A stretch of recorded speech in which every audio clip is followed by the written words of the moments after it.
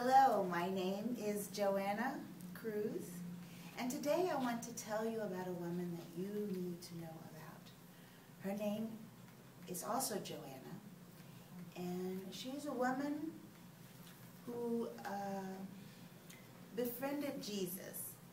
Joanna was a woman whose husband was the chief financial officer for Herod, and she was a woman of great wealth and privilege, and she lived in an incredible mansion that was in the highest point above the hills of Nazareth. Her life was a life of great responsibility and exposure, and what we have is a woman who witnessed a lot. The story goes that when John the Baptist was beheaded, Herod had his head thrown into the feces of the swine. It was the ultimate humiliation for John the Baptist because John the Baptist has spoken out about divorce. Herod was newly married, and his wife really resented John the Baptist's position. Joanna, who witnessed this injustice, went out in the darkness of the night, found the head of John the Baptist, no doubt on her knees, with the feces splashing on her body. But she retrieved the head and she took it and gave it a proper burial at the Mount of Olives. The story goes that Joanna was friends with Mary, and Mary told her that her son was starting a ministry. And as we are wont to do, when our friends have children who are creating new ventures, we support them. So Mary asked Joanna to come and listen to her son speak. And Jesus was speaking in the desert. And, we know that no one could speak like Jesus. And whatever he said those days, in that moment, had a profound effect on Joanna. And so she left the palace. And she decided to follow Jesus for 3 years.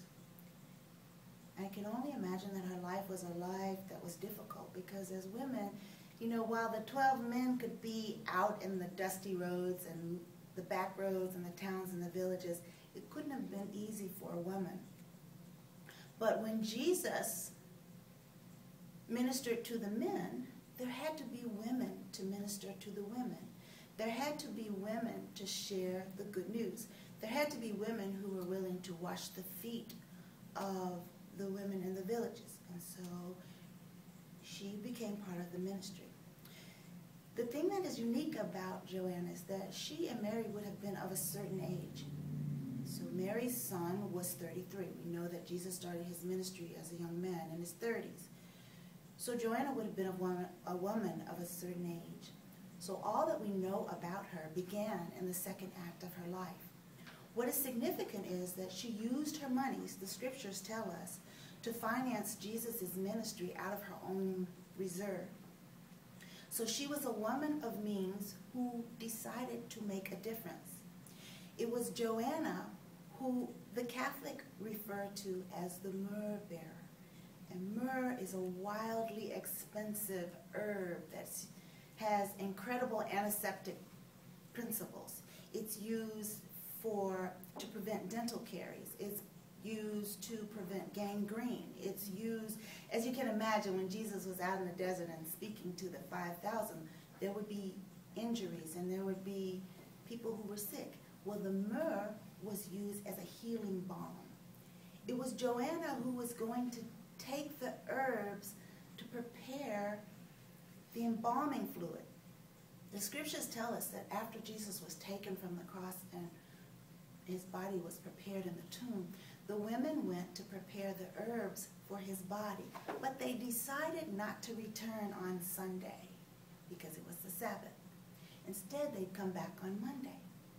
But as we know, Jesus returned on Sunday. And it was to the women that he first appeared, to allow them to know that he was okay. His body was so disfigured, they didn't readily recognize him. It was Joanna who then is later seen in the book of Romans as an apostle. Now, we don't often hear of women being apostles because in the early 60s, the editions of the Bible were used in the 60s. They changed her name from Junia, which was her Greek name, to Junius, to suggest that it was a man. But Paul addresses her. He says, send my greetings to Andronicus and Junia, because they were before me in the faith. They are my relatives. It is the ultimate show of respect that Paul would say to this woman, that he would send his greetings to this woman who was clearly a leader in the church. So what does this all mean? It means that here's a woman whose life is forever stamped in history by one or two few sentences, but yet we know about her. We know that she used her life to make a difference. We know that she had choices, and the choices that she made are not popular and seem difficult. You know, to leave wealth, to follow this life of simplicity, to take her monies, to support this ministry, and then later to have the courage to preach in the shadows of the very palace in which she used to live. We know those were difficult choices. But the thing that I'm most encouraged about, and I share with you, is that as a woman, we have, I believe, a special birthright. And often we believe that, you know, that change and significance is, you know, unique to youth.